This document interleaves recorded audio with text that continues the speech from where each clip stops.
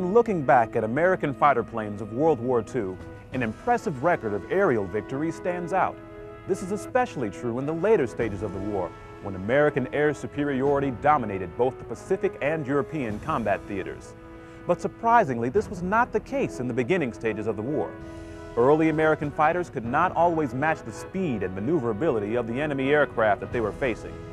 To help find a way to improve the aircraft American pilots were flying, U.S. military planners turned to NASA's predecessor, NACA, which they hoped could find a way to help the United States gain air superiority over World War II's battlefields. On the eve of World War II, with the prospect of war looming in the United States, military planners began an exhaustive look at the preparedness and equipment that it would use to fight a war. One area where the United States had fallen noticeably behind to its future enemies was in aircraft. Many of the aircraft that U.S. pilots were flying were much slower and less maneuverable than the aircraft that they would soon be facing in combat. With this knowledge in hand, a concerted effort was made by the U.S. government to find ways to quickly improve the American aircraft situation. Since NASA's predecessor, NACA, or the National Advisory Committee for Aeronautics, was the preeminent aeronautics lab in the country, a large part of this examination fell to them. NACA researchers knew that they could improve an aircraft's performance by simply reducing the amount of drag the aircraft experienced. This was called drag cleanup. The Navy's XF-2A Brewster Buffalo was the first of many military aircraft tested by NACA in an effort to improve performance.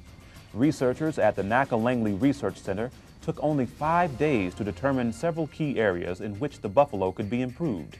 To the untrained eye, the Buffalo appeared aerodynamically clean. However, the wind tunnel information showed a very different picture. Many parts, like the gun sights, the engine cowling, and landing gear on the Buffalo protruded into the slipstream, causing increased drag which slowed the aircraft tremendously. The researchers at NACA modified these problem areas, which increased the Buffalo's speed by an impressive 10%. Such a performance improvement without raising engine power or reducing fuel efficiency immediately caught the eye of many aircraft designers. Extra speed for a fighter plane, even as little as 15 miles per hour, could determine who won or lost in an aerial dogfight. When Langley researchers streamlined the U.S. Navy's F-4F Wildcat, it was able to fly a full 45 miles per hour faster. The F-4F successor, the F-6F Hellcat, was also streamlined, making it faster and more maneuverable, able to reach a maximum speed of 375 miles per hour. This extra speed proved valuable in combat, allowing Hellcat pilots to destroy nearly 5,000 enemy planes in aerial engagements. NACA Langley proved a key stopping point for dozens of aircraft on their way to combat duty in World War II.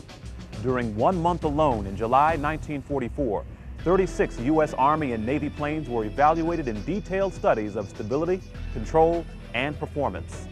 NACA Langley tested 137 different airplane types between 1941 and 1945, either in wind tunnels or in flight. While NACA's pioneering drag cleanup work helped save the lives of many American pilots during World War II, it also shortened the war considerably and saved the lives of countless others around the world.